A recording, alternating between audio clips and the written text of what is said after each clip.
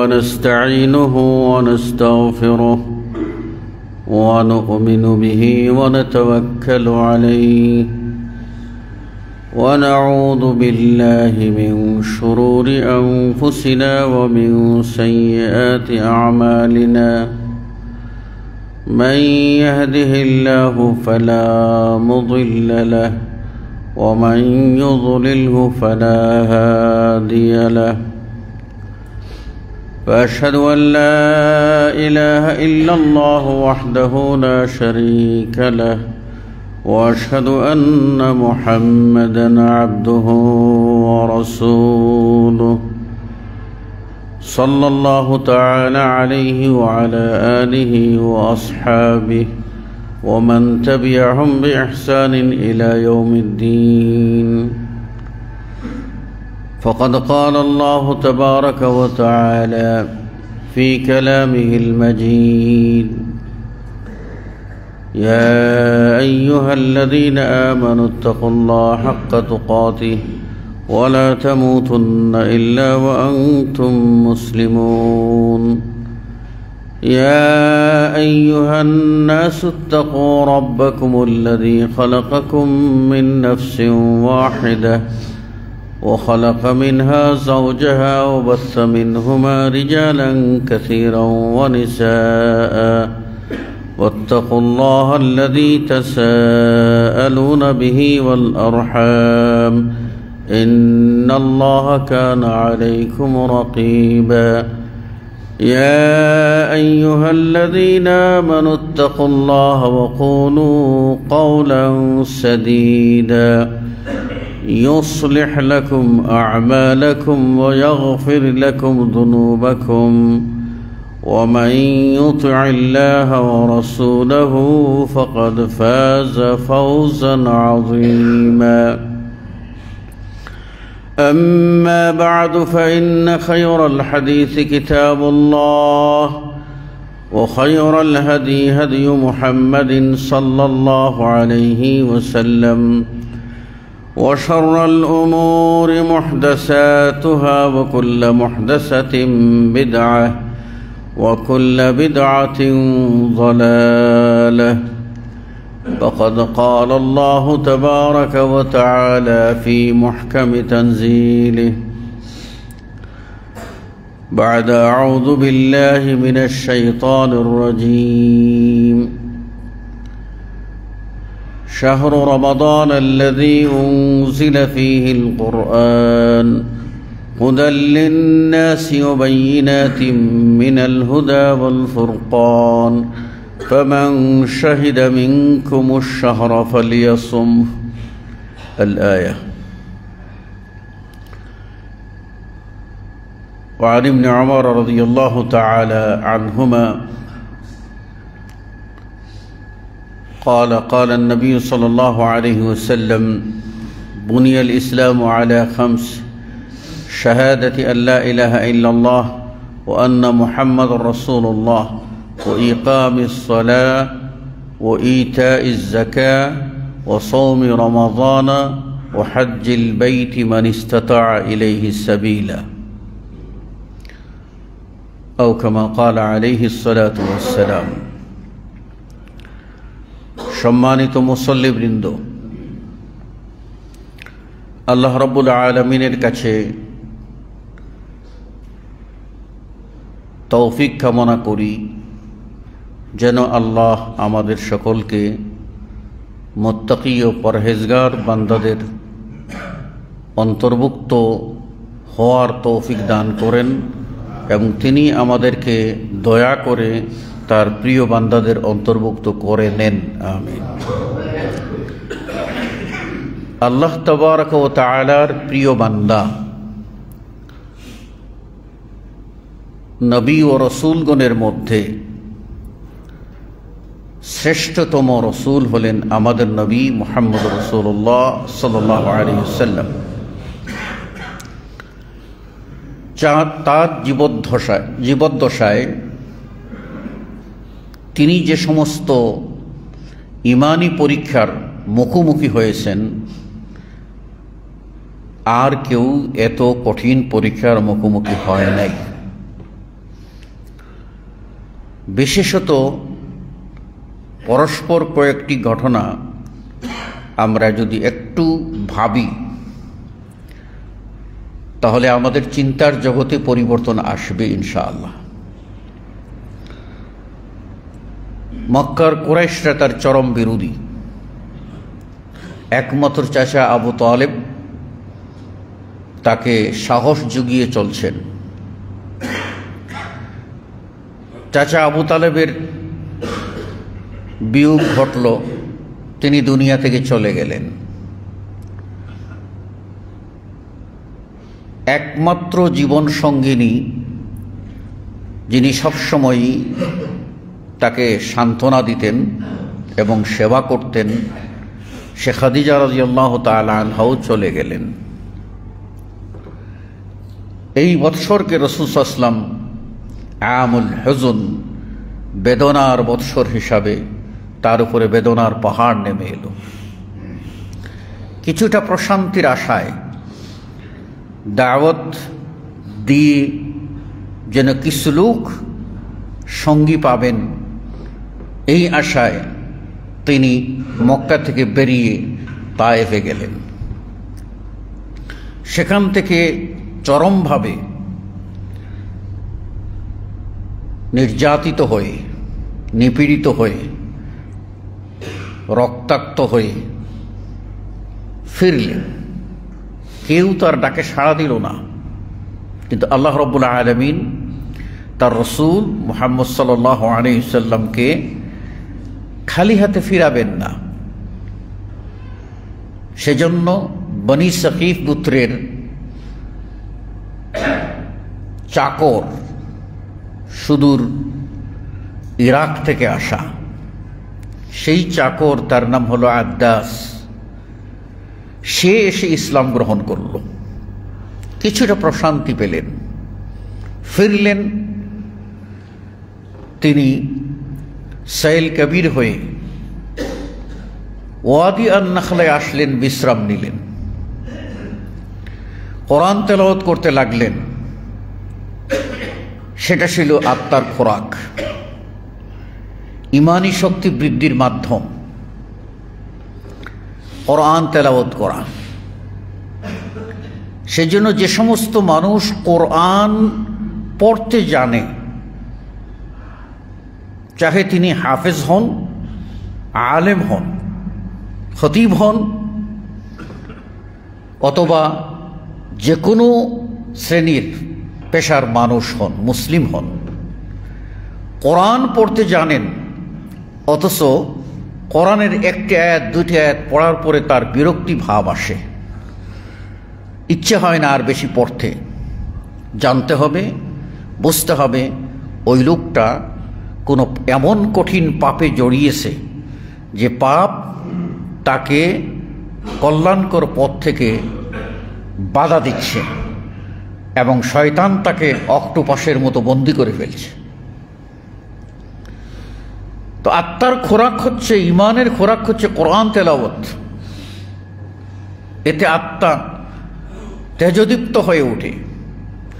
সেই কোরআন তেলাওয়াত করছেন বিশ্বনবী সাল্লাল্লাহু আলাইহি ওয়াসাল্লাম। আল্লাহ রাব্বুল আলামিন সেখানে পাঠিয়ে দিলেন কিছু জিন। জিনেরা সেখান থেকে কোরআন শুনল, শোনার পরে তারা বুঝতে পারল যেটা আল্লাহর কালাম। তারা আল্লাহ নবীর কাছে ইসলাম গ্রহণ করল এবং ফিরে গিয়ে তাদের জাতিকে বলল, হে আমাদের সম্প্রদায়, অর্থাৎ জিন জাতি, ইন্না সামি'না কুরআনান আজাবা, আমরা চমৎকার একটি কোরআন তেলাওয়াত শুনে এসেছি। ইয়া কওমি আজিবু দাঈয়াল্লাহ, হে আমাদের সম্প্রদায়, তোমরা আল্লাহর দাঈ মুহাম্মদ সাল্লাল্লাহু আলাইহি ওয়াসাল্লামের ডাক শোনো এবং তার প্রতি ঈমান আনো। ফিরলেন নবী সাল্লাল্লাহু আলাইহি ওয়াসাল্লাম। মক্কায় প্রবেশে প্রচণ্ড বাধা। এরপর কেউ আশ্রয় দেবে না, একজন আশ্রয় দিল, তিনি নিরাপদে পৌঁছলেন। পরবর্তীতেই হোক আর আগ পিছে যে কোনো সময়ে হোক, আল্লাহ রাব্বুল আলামিন তার নবীকে সান্ত্বনা দেওয়ার জন্য মহাপুরস্কারে ভূষিত করলেন। তার জন্য ইসরা ও মেরাজের ঘটনা ঘটল। ইসরা ও মেরাজের ঘটনায় আল্লাহ নবী সাল্লাল্লাহু আলাইহি ওয়াসাল্লাম প্রশান্ত হৃদয় নিয়ে ফিরে এলেন এবং আমাদের জন্য 5 ওয়াক্ত সালাত হাদিয়া হিসাবে নিয়ে আসলেন। এরপর রাসূল সাল্লাল্লাহু আলাইহি ওয়াসাল্লাম এর জন্য হিজরতের ঘটনা ঘটল। এটাও মর্মান্তিক। বাড়ি ঘর ছেড়ে, আত্মীয় স্বজন ছেড়ে, সবকে ছেড়ে চলে যেতে হবে। সেই মর্মান্তিক ঘটনাটা আল্লাহ রাসূল সাল্লাল্লাহু আলাইহি ওয়াসাল্লামের জীবদ্দশায় ঘটল। তিনি হিজরত করলেন। হিজরতের পরেই আল্লাহ নবী সাল্লাল্লাহু আলাইহি ওয়াসাল্লামের প্রতি অর্ডার আসলো, এই যে সালাত নিয়ে আসছেন, যে নামাজটা নিয়ে আসছেন, সেটা আদায় করতে হবে। কিবলা হবে বাইতুল মাকদিস। এই জন্য এই উম্মতে মুহাম্মাদির প্রথম কিবলা হচ্ছে বাইতুল মাকদিস। এটাকে বাইতুল মুকাদ্দাসও বলা হয়, এটাকে মসজিদুল আকসাও বলা হয়। সেই ফিলিস্তিনে অবস্থিত বাইতুল মাকদিসের দিকে মুতাওয়াজ্জা হয়ে সালাত আদায় করতে হবে। 16 মাস প্রায় রাসূল সাল্লাল্লাহু আলাইহি ওয়াসাল্লাম সাহাবাদেরকে নিয়ে বাইতুল মাকদিসের দিকে কিবলা করে সালাত আদায় করলেন। কিন্তু আল্লাহ নবী সাল্লাল্লাহু আলাইহি ওয়াসাল্লামের কাছে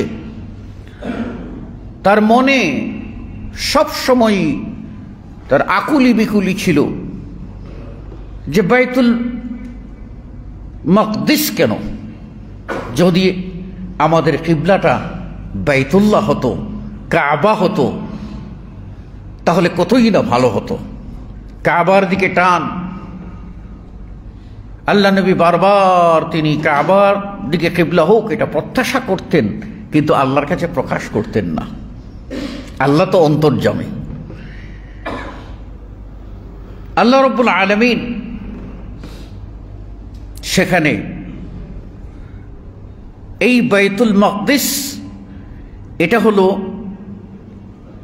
বনি ইসরাইল এবং ইহুদিদের কিবলা। তো বাইতুল মাকদিসের দিকে কিবলা। ইহুদিরা মনে মনে আশান্বিত হলো যে আমাদের কিবলাকেই যখন অবশেষে মুহাম্মদ সাল্লাল্লাহু আলাইহি ওয়াসাল্লাম মেনে নিয়েছেন, তাহলে দিন যাক না, তিনি হয়তো ইহুদিয়ত বা ইহুদি ধর্মকে গ্রহণ করবেন। এটা তাদের ভিতরে আশার সঞ্চার হলো। আশায় গুড়ে বালি। আল্লাহ নবীর আকাঙ্ক্ষা হলো কাবা। এই জন্য আল্লাহ রাব্বুল আলামিন তার নবী সাল্লাল্লাহু আলাইহি ওয়াসাল্লামকে কোরআনের বাণী দিয়ে, ওহী দিয়ে বললেন, قد نرى تقلب وجهك في السماء। আমরা দেখছি হে নবী মুহাম্মদ, তোমার চেহারা আকাশমুখী, তোমার চেহারা আকাশমুখী। কেন? লিনুওয়াল্লিয়াকা কিবলাতান তারদাহা, যে কিবলা আপনি সন্তুষ্ট হন, সে কাবার দিকে যেন আমি কিবলাটা ফিরিয়ে দেই, এই আকুতি, এই দাবি নিয়ে আপনার চেহারা আসমানমুখী। দুটি জিনিস স্পষ্ট হলো এই আয়াতের মাধ্যমে। একটি জিনিস হলো যে আল্লাহর নবী সাল্লাল্লাহু আলাইহি ওয়াসাল্লাম অন্তরে ভাবতেন, সেই অন্তরের খবর রাখেন আল্লাহ। তিনি হলেন অন্তর্যামী, তিনি হলেন আলিমুন বিযাতিস সুদূর। মনের ভিতরে যে চিন্তার উদ্রেক হয় সেটাও তিনি জানেন। ইয়ালামু খাইনাতাল আ'য়ুন ওয়া মা তুখফিস সুদূর, তোমাদের চোখের পলক যেটা ফাঁকি দেয়, এমনকি তোমাদের হৃদয়ের গভীরে যে কথা লুকিয়ে রেখেছো সেই কথার খবর আল্লাহ রাব্বুল আলামিন জানেন। দ্বিতীয় জিনিস প্রমাণ হলো যে আল্লাহ রাব্বুল আলামিন কোথায়। আমাদের দেশে কিছু লোক বলে মুমিনের কলব হলো আল্লাহর আরশ, কলবুল মুমিনি আরশুল্লাহ। বানাওয়াট ভিত্তিহীন কথা। মুমিনের কলব হলো আরশ। আর এভাবেই মানুষ বিভ্রান্ত হচ্ছে আল্লাহকে নিয়ে। নিজেদের মত করে আল্লাহকে যখন চিনতে যাচ্ছে তখন তারা বিভ্রান্ত হচ্ছে। কেউ বলছেন আল্লাহ রাব্বুল আলামিন সব জায়গায় বিরাজমান, সব জায়গায় আল্লাহ আছেন। এজন্য তো ওই বাউল সন্ন্যাসীরা বলতো, যারা সুফিজমে বিশ্বাসী, তারা বলতো নামাজ নামাজ করো মুসল্লি, নামাজ কি চিনো? নামাজ নামাজ করো মুসল্লি, নামাজ কি চিনো? পিছন দিকে খুদা তৈয়া ঢুস দো ময়দানো। মানে তারা এই কিবলাও বুঝে না, এবং তাদের কাছে মানে তাদের গুরু হলো আসল। বলছিলাম কিবলা কোথায়, সরি আল্লাহ কোথায়, এই প্রশ্নটি নবী মুহাম্মদ রাসূলুল্লাহ সাল্লাল্লাহু আলাইহি ওয়াসাল্লাম ঈমানের পরীক্ষা নেওয়ার জন্য একজন কৃতদাসীকে জিজ্ঞাসা করছিলেন। প্রথম প্রশ্ন, আইন আল্লাহ, আল্লাহ কোথায়? ফাশারাত ইলা সামা, ওই মহিলা আকাশের দিকে ইশারা করে বলল উপরে। তারপরে রাসূল সাল্লাল্লাহু আলাইহি ওয়াসাল্লাম জিজ্ঞাসা করলেন, মান আনা, আমি কে, আমার সম্বন্ধে তোমার বিশ্বাস কি? মেয়েটি জবাব দিল, আনতা রাসূলুল্লাহ, আপনি আল্লাহর রাসূল সাল্লাল্লাহু আলাইহি ওয়াসাল্লাম। আল্লাহর নবী তার মালিককে ডাক দিয়ে বললেন, আতিকহা ফাইন্নাহা মুমিনাতুন, তাকে আজাদ করে দাও, সে ঈমানদার মহিলা। ফলে আজাদ করে দেওয়া হলো। আর এখানেই তার প্রমাণ। আল্লাহ বলছেন, قد نرى تقلب وجهك في السماء, আমি দেখছি আকাশের দিকে আপনার মুখমণ্ডল। তার মানে আল্লাহ নবী সাল্লাল্লাহু আলাইহি ওয়াসাল্লাম এটা বিশ্বাস করতেন যে আল্লাহ রাব্বুল আলামিন সাত আসমানের উপরে আরশে আজিমে আছেন, চাইলেই সেদিকে চাইতে হবে, হাত উঠালে সেদিকে উঠাইতে হবে, মুখমণ্ডল ঘুরিয়ে কিছু দাবি থাকলে সেদিকেই চাইতে হবে। আল্লাহ নবী সাল্লাল্লাহু আলাইহি ওয়াসাল্লাম সেদিকেই চাইলেন, আর আল্লাহ সেটাকে কোরআনে সেটা কোট করে নাজিল করে জানিয়ে দিলেন যে মুসলিম মুমিন বিশ্ববাসী জেনে নেও আমি আল্লাহ উপরেই আরশে আজিমে। তারপর এই যে শাবান মাস শেষের দিকে আমরা আসি, এই শাবান মাসের একটা আলোচিত ঘটনা হলো কিবলা পরিবর্তনের ঘটনা। আমরা অনেকেই এটা জানি না, শুধু হালুয়া রুটির ঘটনাটা জানি। মানে বানানোর সমাজে প্রচলিত শবে বরাত পালন করতে হবে, হালুয়া রুটি খেতে হবে, আর সনাতন ধর্মীদের মতো গঙ্গা স্নান করতে তো পারবো না, ঘরেই যেন গোসল করে পবিত্র হয়ে সেই দিনে এসে বিশেষ সালাত আদায় করতে হবে, আর পরের দিন বিশেষ রোজা রাখতে হবে। এইগুলি আমরা কুপ্রথা যেগুলি সেগুলি আমরা শুনেছি। এই মাসেই ঘটল। আল্লাহ নবী সাল্লাল্লাহু আলাইহি ওয়াসাল্লামকে বললেন, ফাওয়াল্লি ওয়াজহাকা শাতরাল মসজিদিল হারাম, এবার আপনি যে বাইতুল্লাহিল হারাম কাবার দিকে মুতাওয়াজ্জা হয়ে সালাত আদায় করতে চাচ্ছেন, যে কিবলাকে আপনার হৃদয়ের কিবলা, মনের কিবলা, প্রাণের কিবলা, ঈমানের কিবলা বানাতে চাচ্ছেন, আমি এখন ঘোষণা করছি আপনি সেই কিবলামুখী হয়েই সালাত আদায় করুন। কিবলামুখী হয়ে গেলেন। এই কিবলা পরিবর্তনের খবর মসজিদে নববীতে নবী কিবলা পরিবর্তন হয়ে গেল, কাবার দিকে কিবলা করে সালাত আদায় করলেন। বাহিরে যে সমস্ত মসজিদ দুই একটা আছে সেগুলিতে এখনো খবর পৌঁছে নাই। আনাস রাদিয়াল্লাহু তাআলা আনহু বলছেন, তিনি গেলেন, গিয়ে দেখলেন যে কুবার একটা মসজিদ, সেই মসজিদে লোকেরা সালাত আদায় করতেছে, বাইতুল মাকদিসের দিকে কিবলা করে, ফিলিস্তিনের দিকে কিবলা করে, মক্কার দিকে নয়, কাবার দিকে নয়। তখন তিনি সেখান থেকে পাশ থেকে ডাক দিলেন, আইয়ুহান নাস, হে মানুষেরা, কিবলা পরিবর্তন হয়ে গেছে। আমি রাসূল সাল্লাল্লাহু আলাইহি ওয়াসাল্লামের পিছনে সালাত আদায় করে এসেছি, কিবলা হলো বাইতুল্লাহ। এই সালাত কোন সালাত, এটা নিয়ে ভিন্ন মত আছে। কেউ বলেছেন আসরের সালাত, আর আনাস এর এই হাদিস দ্বারা বোঝা যায় এটা ফজরের সালাত। খবর পৌঁছেনি, তারা এই সালাত আদায় করছেন। যারা আসর বলেছেন তারা বলছেন 2 রাকাত আদায় করেছেন বাইতুল মাকদিসের দিকে। আর ইতিমধ্যে এই ঘোষণা যখন আসছে তখন পুরো উল্টা দিকে ঘুরে তারা কাবার দিকে কিবলা পরিবর্তন করে ফেললেন। আর আনাসের হাদিস দ্বারা বুঝায় ফজরের সালাতের 1 রাকাত পড়েছিলেন, দ্বিতীয় রাকাত তারা কাবার দিকে মুখ ফিরে সালাত আদায় করেছিলেন। এখানে কয়েকটি বিষয়। একটি বিষয় হলো এই কিবলা পরিবর্তনের মাধ্যমে আল্লাহ রাব্বুল আলামিন ঈমানদারদেরকে পরীক্ষা করলেন তারা কতটুকু রাসূল সাল্লাল্লাহু আলাইহি ওয়াসাল্লামের আনুগত্য করেন। কিবলা পরিবর্তনের মতো একটি ঘটনা, এটা ছোট্ট ঘটনা নয়। দ্বিমত দেখা দিতে পারে, কেউ বিভ্রান্ত হয়ে যেতে পারেন, কিন্তু সেই ঘটনায় ঈমানদাররা আল্লাহর নবীর আনুগত্য করলেন যে সত্যি কিবলা পরিবর্তন হয়েছে, কেন, কখন হলো, এই ধরনের কোনো প্রশ্ন করেন নাই। কিবলা পরিবর্তনের আদেশ আসিবা মাত্রই তারা আনুগত্য করলেন। এটা হলো আনুগত্যের পরীক্ষা। তাহলে এটা আল্লাহর অর্ডার, রাসূলের আনুগত্য তারা সেভাবেই করেছেন। আজকে আপনি আমি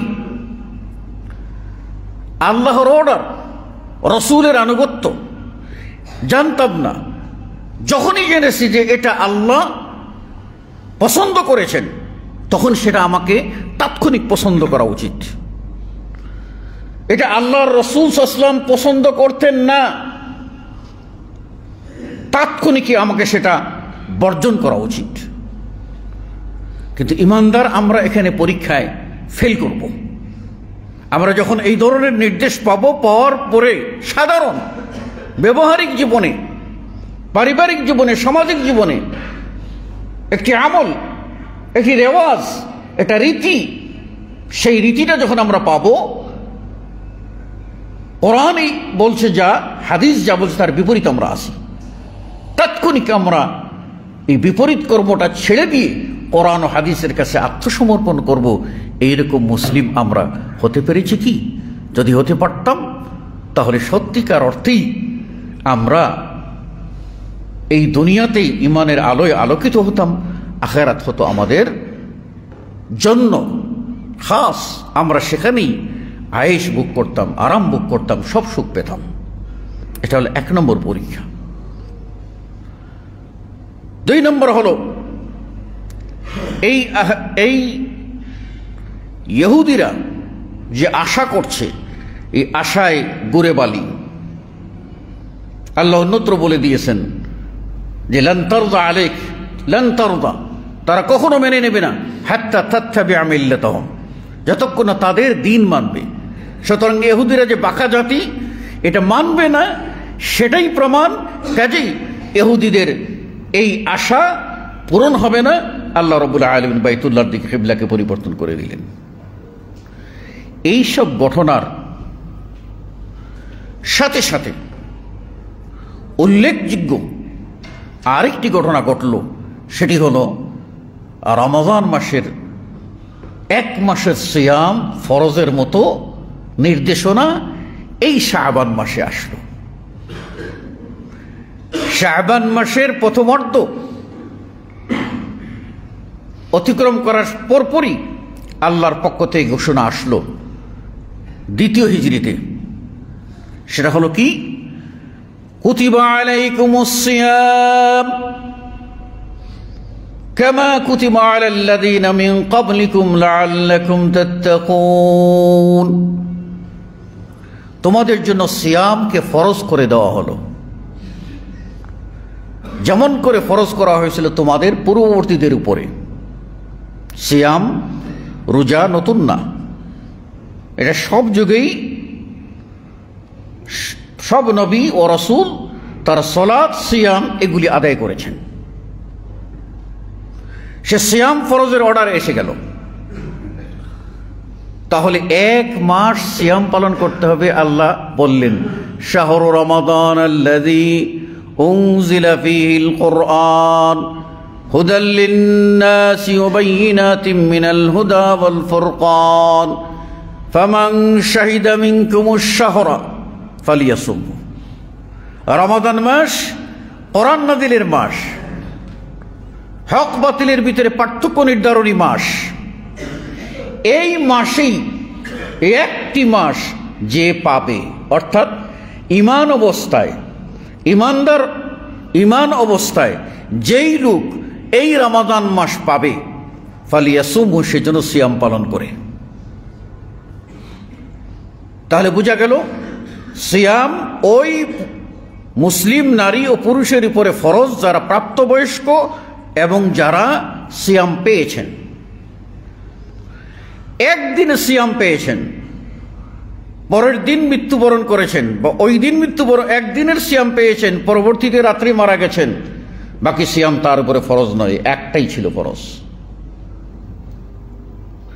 আবার অসুস্থ ব্যক্তি সিয়াম পালন করতে সক্ষম নয়, শারীরিক ফিটনেস নেই, আল্লাহ রাব্বুল আলামিন বলছেন যে তারা অন্য সময় সিয়াম পালন করবে,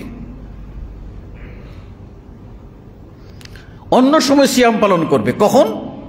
বাকি 11 মাস থাকলো, এর ভিতরে সিয়াম পালন করবে, তাতেও সক্ষম নয়। তাহলে আল্লাহ রাব্বুল আলামিন বিধান দিয়েছেন মিসকিন খাইয়ে দিতে হবে, মিসকিন খাওয়াই দিতে হবে। মিসকিন হলো যার অভাবী, যার বৎসর যায় না, ঘরে চাল নাই, 2-1 মাসের আছে, 6 মাসের আছে, পুরো বছর যায় না, মানে ফকির যে কিছুই নেই, একদিন। এইরকম মিসকিনকে খাইয়ে দিতে হবে। তা আমাদের সমাজে একটা ভুল ধারণা আছে, যারা রোজা রাখতে পারে না তারা চিন্তা করে যে অন্যকে দিয়ে রোজাগুলি রাখাবে। মায়ের রোজা, দাদার রোজা বা দাদের রোজা, তারা অসুস্থ, রাখতে পারতেছেন না, তারা অন্যকে দিয়ে রোজা রাখাবে। এই জন্য তারা একজন রোজাদার মিসকিনকে খুঁজে, গরিব মানুষকে খুঁজে, সে যেন তার বাপের বা মায়ের বা অসুস্থ ব্যক্তির রোজাগুলি রেখে দেয়। এটা নেহায়ত একটি ভুল ধারণা। কেন ভুল ধারণা? সিয়াম বা রোজা এমন একটি ইবাদত, সেখানে ধনী আর গরিবের পার্থক্য নাই। সুতরাং যে গরিব মানুষ, যে মিসকিন, সেই লোকটার উপরের সিয়াম ফরজ নয় কি? নিশ্চয়ই।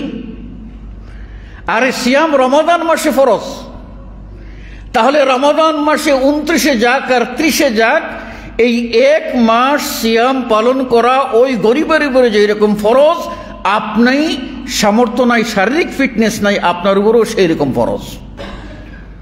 এখন সে তারটা আদায় করবে না আপনারটা আদায় করবে? এটা যদি হতো, ঠিক আছে, এই 29টা বা 30টা, এটা প্রথমে মানে এই 30টা অন্যের আদায় করে দিলাম, পরে আমি আবার 30টা রেখে ফেললাম, এইরকম বিধান শরীয়তে নাই।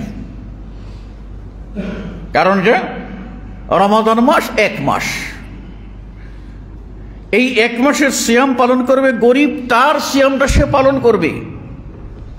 আপনার বাবা বা দাদা অসুস্থ ব্যক্তির সিয়াম সে পালন করতে পারবে না, না, না।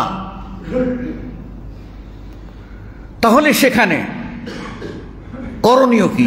আল্লাহ বিধান করে দিয়েছেন যে সে তার রোজা রাখবে, আর গরিব হওয়ার কারণে আপনার পক্ষ থেকে ওই ফিদিয়াটা সে খেতে পারবে, খেয়ে আপনাকে দায়মুক্ত করায় সহায়তা করবে। আপনার উপরে যে ফরজ সিয়াম, অসুস্থ, আপনি পারছেন না, এই সিয়াম গরিব রেখে দিবে না, গরিব তার সিয়ামই রাখবে। কিন্তু সে গরিব হওয়ার কারণে আপনার ওই ফিদিয়াটা তাকে দেওয়ার সুযোগ পাচ্ছেন, সে নিচ্ছে, খাচ্ছে, এর বিনিময়ে সে কি করতেছে? আপনাকে সহায়তা করতেছে যে আপনার দায় মুক্তির ব্যাপারটা, আর সে তার অভাব পূরণ হচ্ছে, আর আপনি এই ফিদিয়াটা দিয়ে আপনার অসুস্থ ব্যক্তি দায়মুক্ত করে ফেললেন। এই ফিদিয়া কতটুকু? আমাদের সমাজে অনেক কথাই আসে, অনেকে এনে গরিবকে খাওয়ান, বাড়িতে খাবার দেন, ভালো কথা, দেওয়ার সুযোগ থাকলে ভালো করে খাওয়াবেন, দেবেন। সুযোগ নাই, শরীয়ত আপনার উপরে এইরকম বাধ্য করে নেই। শরীয়ত বাধ্য করেছে আপনাকে ফিদিয়া দিতে হবে। কতটুকু ফিদিয়া দেবেন? কতটুকু ফিদিয়া দেবেন? পার ডে, প্রতিদিন নিসফ সা, আপনার প্রধান খাদ্যদ্রব্যের, যেটা প্রধান খাদ্যদ্রব্য আমাদের চাউল, চাউলের অর্ধ সা, তার মানে আপনার 100 কেজি থেকে 1.5 কেজি ওজনে কম বেশ হয়, এজন্য সর্বোচ্চ আমরা ধরি 1.5 কেজি। তাহলে 1.5 কেজি চাউল দিয়ে দিলেই আপনার অসহায় ব্যক্তি যিনি রোজা রাখতে পারতেছেন না, তার রোজাটা আদায় হয়ে যাবে, মানে ফরজটা আল্লাহ রাব্বুল আলামিন গ্রহণ করে নেবেন। আর এইটা দিয়ে দেবেন আপনি গরিবকে। তাহলে গরিব তার রোজা রাখবে, আপনি তাকে দিয়ে আপনি দায়মুক্ত হয়ে গেলেন। তাহলে 30 দিন সিয়াম হলে 1.5 কেজি করে হলে 45 কেজি চাউল। আপনি যদি বলেন যে 1 বস্তা চাউল 50 কেজি দিয়ে দেবো, দেন, এটা অতিরিক্ত, আপনি দিতে পারেন, এটা নফল। কিন্তু 45 কেজি আপনার উপরে ফরজ, এটা আপনি দিয়ে দেবেন। আর যারা মাঝে মধ্যে 1-2টা সিয়াম অসুস্থতার জন্য ভাঙ্গেন, তারা ফিদিয়া দেবেন না, তারা রমাদান পরে এই সিয়ামগুলি নিজেরা কি করবেন? কাজা আদায় করে নেবেন। ফাইদ্দাতুম মিন আইয়ামিন উখর, আল্লাহ বলেছেন, অন্য সময়ে সেটা আদায় করে নেবেন। অতএব আমরা এখানে বুঝতে পারলাম রমাদান মাস, এখানে আল্লাহ রাব্বুল আলামিন সিয়াম ফরজ করেছেন। এই সিয়াম আমাদেরকে কি করবে? দেখুন, রমাদান মাসে সিয়াম ফরজ, দিনের বেলা সুবহে সাদিক থেকে নিয়ে সূর্যাস্ত পর্যন্ত অনেক আল্লাহ রাব্বুল আলামিন নিষেধাজ্ঞা দিয়েছেন। আপনার জন্য বৈধ জিনিসও এই টাইমের জন্য অবৈধ। পান নিয়ামত, কিন্তু এই টাইমে করতে পারবেন না। খাবার নিয়ামত, এই টাইমে করতে পারবেন না। তাহলে এই নিষেধাজ্ঞাগুলি দিয়ে আল্লাহ রাব্বুল আলামিন আপনার আমার পরীক্ষা নিচ্ছেন। আর এই পরীক্ষার মধ্যে উপকারিতা কি আছে?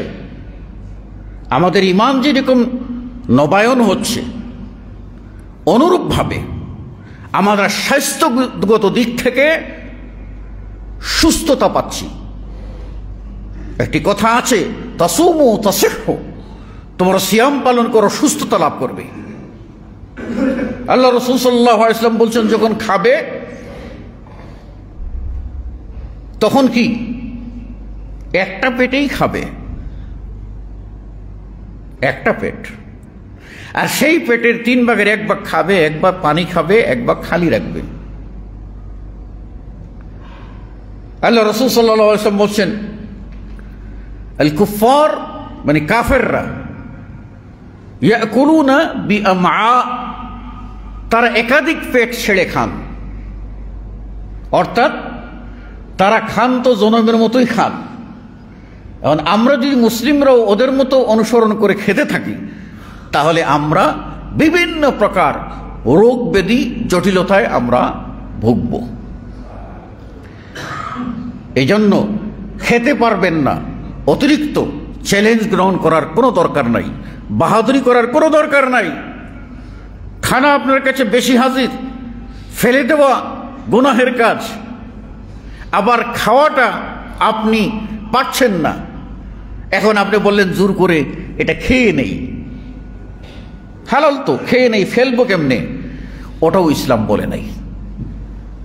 এই জন্য শেখ ইবনে উসাইমিন রাহিমাহুল্লাহ বলছেন যে খাবার অতিরিক্ত হয়েছে, যেটা খেতে পারো না এইটা খাবে না, তোমার শরীরে নিচ্ছে না, তোমার পেটে আর নিচ্ছে না, তোমার নেওয়ার কোনো, তোমার রুটিনের বাইরে হয়ে যাচ্ছে, ওটা তুমি খাবে না। পারলে কাউকে দিয়ে দাও, কেউ যদি না থাকে ফেলে দাও, তবুও তোমার জন্য ভালো। চিন্তা করছেন, পারলে কাউকে দিয়ে দাও, না কাউকে যদি না পাও ওটা ফেলে দাও, তবুও তুমি অতিরিক্ত খাবারটা লোড নিও না, এটা নিলে তুমি তোমার স্বাস্থ্যকে তুমি ধ্বংস করবে। শোনেন, আল্লাহ রাসূল সাল্লাল্লাহু আলাইহি ওয়াসাল্লাম বলছেন, আল মুমিনুল কওয়ি আহাব্বু ইলাল্লাহ মিনাল মুমিনিল যায়ীফ। আল্লাহর কাছে শক্তিশালী ইমানদার ব্যক্তি দুর্বল মুমিনের চেয়ে ভালো পছন্দ করেন আল্লাহ। এখানে আপনি ব্যাখ্যা করতে পারেন এখানে দুর্বল আর সবল কি?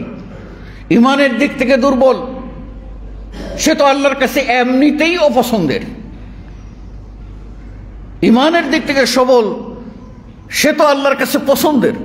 যে এখানে উদ্দেশ্য হল একজন শক্তিশালী ভালো সুস্থ দেহের অধিকারী ইমানদার আর দুর্বল ইমানদার, শারীরিকভাবে দুর্বল, এই দুটির ভিতরে সবল যে এটা আল্লাহর কাছে অধিক প্রিয়। সবল ব্যক্তি 2 রাকাত সালাতে আধা ঘন্টা লাগাইতে পারবে, আর দুর্বল ব্যক্তি 2 ঘন্টা সালাতে 3 মিনিট 4 মিনিটের ভিতরেই পা ফুলে যাবে, হাঁটুতে ভাঁজ ধরে যাবে, কোমরে ব্যথা শুরু হয়ে যাবে, সে ঠিকমতো সিজদা রুকু করতে পারবে না, মাজা বাঁকা করতে পারবে না, ঠিকমতো রুকু করতে পারবে না, সেই লোক নফল সিয়াম পালন করতে পারবে না, ফরজ সিয়ামগুলি তার জন্য ত্রাহি ত্রাহি অবস্থার হয়ে যাবে, কঠিন কঠিন হয়ে যাবে। এই জন্যই সুস্থতা বড় নিয়ামত। আল্লাহ নবী সাল্লাল্লাহু আলাইহি সাল্লাম বলছেন যে তোমরা কি করো, সুস্থতা এই নিয়ামত, অসুস্থ হওয়ার আগে, ওয়াসিহ্হাতুকা ক্বাবলা মারাদিক, অসুস্থতায় গ্রাস করার আগে তুমি সুস্থতাকে তুমি নিয়ামত হিসাবে গণ্য করো। অপর হাদিসে রাসূল সাল্লাল্লাহু আলাইহি ওয়াসাল্লাম বলেন, নি'মাতান মাগবুনুন ফীহিমা কাসীরুম মিনান নাস, 2টা নিয়ামতের ব্যাপারে অধিকাংশ মানুষেরাই গাফেল, অধিকাংশ মানুষেরাই গাফেল। তার মধ্যে একটা নিয়ামত হলো আস-সিহ্হা, সুস্থতা। এই সুস্থতা এত বড় নিয়ামত, এই নিয়ামতকে আমরা বুঝতেছি না। এই নিয়ামতটা যখন হারিয়ে যাবে তখন বুঝবো সুস্থতা কত বড় নিয়ামত ছিল। আল্লাহ নবী বলেন, এই সুস্থতা নামক নিয়ামতটা সম্পর্কে অধিকাংশ মানুষই বেপরোয়া, কোনো গুরুত্ব দেয় না। আর আরেকটা হলো আল ফিরাক, অবসর সময়, সুযোগ আছে, এই সুযোগটা হেলায় কাটিয়ে দিবা। এমন এক সময় আসবে দুনিয়ার হাজার বেজাল তোমাকে ধরে ফেলবে, তুমি সে পুণ্যের কাজটি করতে পারবা না। আজকে তোমার কাছে 2 টাকা আছে, দিয়ে দাও, কালকে তোমার কাছে 2 টাকা না থাকতে পারে। এটা আল্লাহ নবী সাল্লাল্লাহু আলাইহি ওয়াসাল্লাম বলেছেন হাদিসে। হজ ফরজ হয়েছে, রাসূল সাল্লাল্লাহু আলাইহি ওয়াসাল্লাম বলছেন তাড়াতাড়ি করে হজ করে ফেলে যাও। তোমরা জানো না আগামীকাল কি অবস্থা হতে পারে। আগামীকাল তুমি হজ ফরজ হওয়ার পরেও হজ করো নাই, দেখা যাবে যে তুমি ফরজ কাঁধে নিয়ে তোমার মরণ চলে এসেছে। হতে পারে তুমি সুস্থ আছো, সবই ঠিক আছে, তুমি তোমার অর্থ যেটা ছিলে, যাওয়ার এবিলিটি ছিল, সে অর্থ তুমি হারিয়ে ফেলেছো। সকালবেলার ধনী, সকালবেলার ফকির, এটাই তো বাস্তব চিত্র। এই জন্য সুস্থতা নিয়ামতকে গুরুত্ব দিতে হবে। আর রমাদান এমন একটি সুযোগ, যেই সুযোগে মানুষ সুস্থতার ট্রেনিং গ্রহণ করে। এজন্য মুসলিম বিজ্ঞানীরা নয়, অমুসলিম বিজ্ঞানীরা প্রমাণ করে, স্বাস্থ্য বিজ্ঞানীরা প্রমাণ করেছেন যে নিয়মিত যারা রোজা রাখে তাদেরকে ক্যান্সার পর্যন্ত আক্রান্ত করে না। যারা গ্যাস্ট্রিকের কথা বলেন, আলসারের কথা বলেন অজুহাত দিয়ে, 11 মাস সুন্দর চলে,